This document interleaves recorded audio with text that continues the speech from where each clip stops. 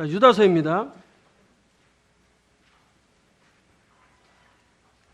자, 헬라어로 유다이라고 되어 있고, 야고보의 형제 유다가 기록자로 보이고 있고, 예수님의 동생입니다.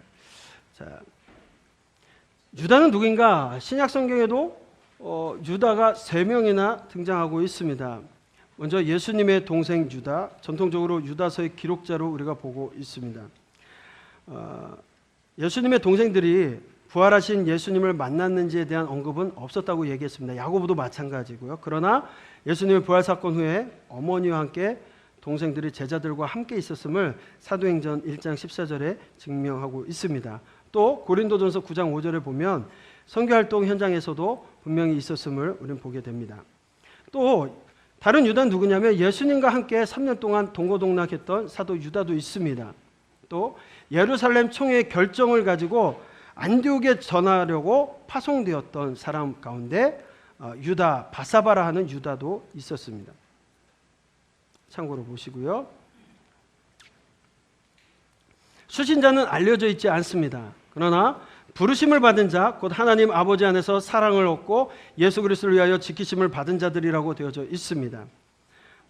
또 구약 성경의 인물이나 지물, 사건을 언급하는 모습을 통해서 디아스포라 유대 그리스도인이 대상자인 것을 보게 됩니다. 연대는 베드로후서의 유사성이 많은 것을 보고 또 유다서가 베드로후서를 사용했다면 만약에 베드로후서가 기록된 이후부터 80년 사이에 기록된 것으로 추정이 되어지고 반대로 볼 수도 있습니다만 또 유대 전쟁에 대한 기록이 없는 것으로 보아서 전쟁 이후에 기록한 것으로 우리는 여겨지게 됩니다. 근데 그 유사성이 있습니다. 특별히 베드로후서 2장 또 3장 4절에 이 유다서와 다루는 주제라든가 또 역사적인 도입 방법, 문체의 공통점이 있다라는 것, 어떤 것이 더 초기 것이냐 좀 이야기들이 서로 되고 있는데 베드로후서가 유다서를 복사했다, 또 서로 독립적인 입장에서 기록되었다라는 두 가지 설들이 있습니다. 먼저 거짓 교사들에 대한 묘사가 유다서는 베드로후서의 거짓 교사보다 어떻게 되냐면 더욱더 사악한 교사로 묘사됩니다. 그러니까 거짓 교사가 교회 안에 들어와 있었는데 그들에 비해서는 오히려 더 사악합니다. 그래서 베드로후서에는 좀 경악스러운 악이라고 표현되었다면 유다서에서는 아주 무시무시한 악으로 묘사하고 있다는 겁니다. 그리고 베드로후서 2장 1절로 3절에는 거짓 교사들의 문제가 점점 나타나고 있었는데 아직 잠재적으로 다 이렇게 확산되어 있거나 더 나빠질 것이라는 강한 예언적인 요소가 있습니다. 그래서 미래 시제를 이야기하고 있지만 유다서에서는 실제로 이미 퍼져 있었고 교회 안에 위협적인 존재로 자리 잡고 있었다라는 겁니다. 결과적으로 이런 것들을 고려해 본다면 베드로후서가 유다서보다 더 초기에 작성되어지고 그 이후에 유다서가 기록된 것으로 보여집니다. 그래서 저희가 기록 연대를 73년에서 80년으로 잡고 있습니다. 배경입니다.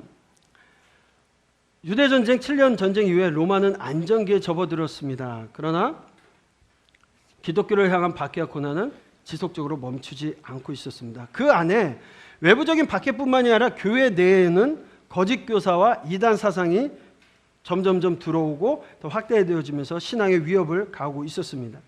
또 영지주의자들이 예수님의 성육신을 부인하면서 윤리적으로 또 극단적인 금욕주의라든가 반대로 완전한 방종, 쾌락주의로 빠져버리는 경우들이 있습니다. 한때 그런 일들이 많이 있었어요. 믿으면 되지, 자유적으로 신앙하는 거. 그냥 믿고만 있으면 내가 무슨 짓을 하더라도 괜찮다. 아니, 성경은 절대 그런 얘기하지 않는데 그렇게 방종하고 방탕하고 쾌락하는 것으로 가거나 아니면 너무나도 금욕주의로 가는 거예요. 철저히.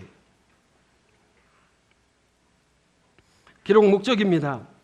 교회 내 거짓 교사들의 가르침에 대한 강한 경고를 하고 있습니다. 그리고 그들이 받을 심판에 대해서 이야기하고 있습니다. 또 그리스도인들이 격려하고 믿음을 굳게 하여서 거짓 교사들의 가르침을 물리치기 위하여 기록하고 있다고 하고 있습니다. 자, 유다서는 1장으로 되어져 있습니다. 여러분, 유다서는 1장인 거 다 아시죠? 네, 그거 모르면 안 되는 거예요. 이거는 그냥 1장이에요. 그렇죠? 네. 구약 성경에 1장으로 되어져 있는 게 있었습니다. 역시 이미 배웠으니까. 성경에는 1장으로 되어진 게 5권이 있었습니다. 그렇죠? 네.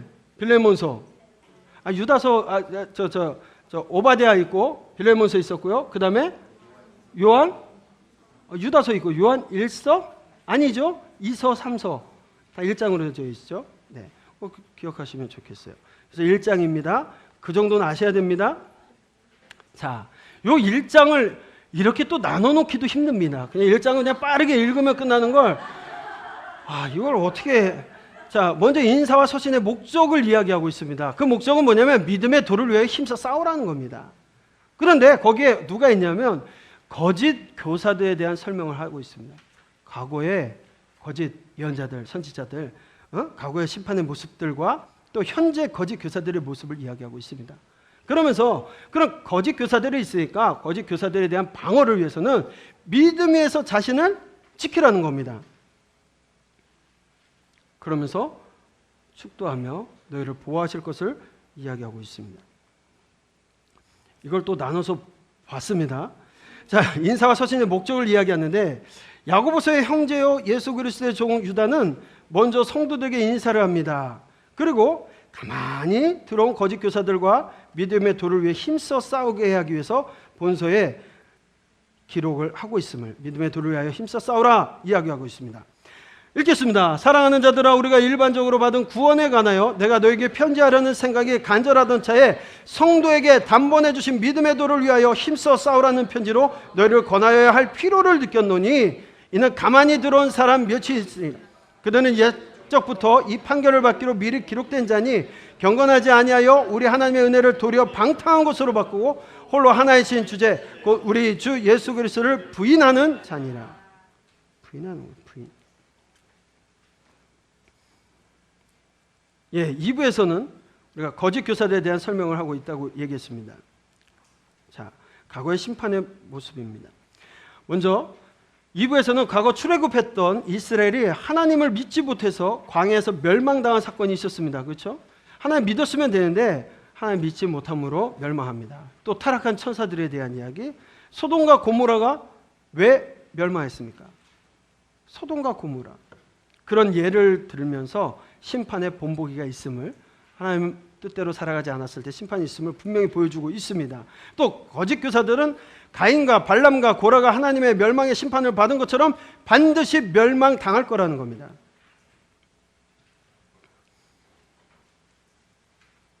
예, 그 말씀이었습니다. 현재 거짓 교사의 모습입니다. 말씀을 읽겠습니다.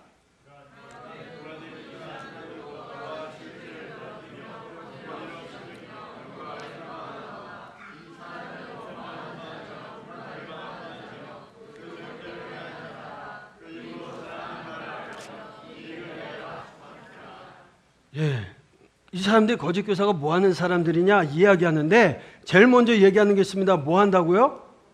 원망하는 자며. 교회 안에서 원망하는 거예요. 원망.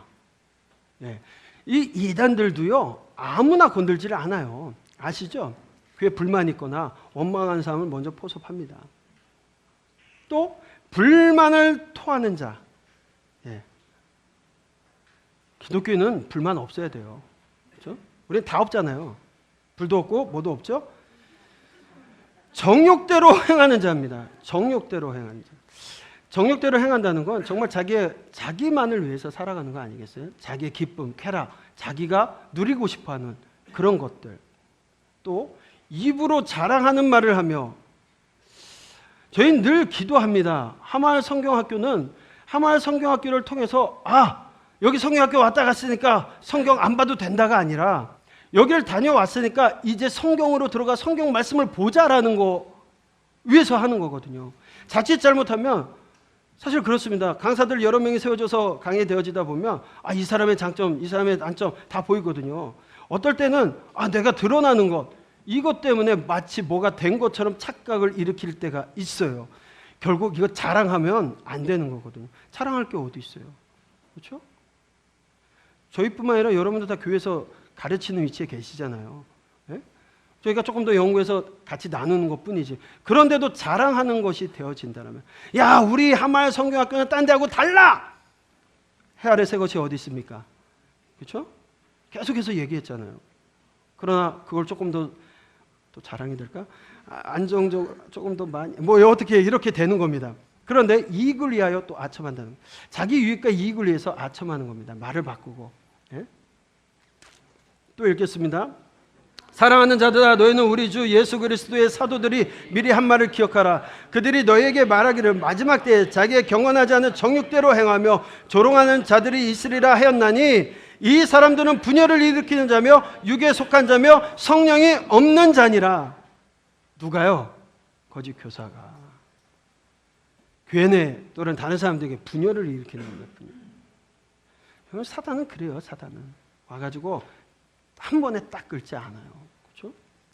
선악을 알게 하는 나무의 가시를 먹지 마라. 먹는 날엔 정령 죽으리라. 정령 죽을까 하노라. 이런 식으로 말을 바꿔요. 그렇지 않아요? 그 말씀을 갖다가 그대로 가는 게 아니라 그거를 조금 바꿉니다. 그 틈새로부터 사단의 역사가 들어가는 거거든요. 분열을 일으킵니다. 그는 하늘에 소망이 있는 사람들이 아니에요. 이거 그렇지 않습니까? 옛날에 다미 성교회라고 있었어요. 그렇죠? 이단 종파 중에 그 사람 분명히 10월 28일 날 모은다고, 휴거가 있겠다고 하면서 자기는 땅 샀어. 돈 모아가지고. 뭐예요? 가짜잖아요. 가짜. 육에 속한 거예요. 하늘에 소망이 있는 사람들이 아니라 가짜입니다. 성령이 없습니다. 또한 3부에서는 거짓 교사들에 대한 방어에 대한 이야기를 합니다. 방어하기 위해서는 믿음에서 자신을 지키라는 겁니다.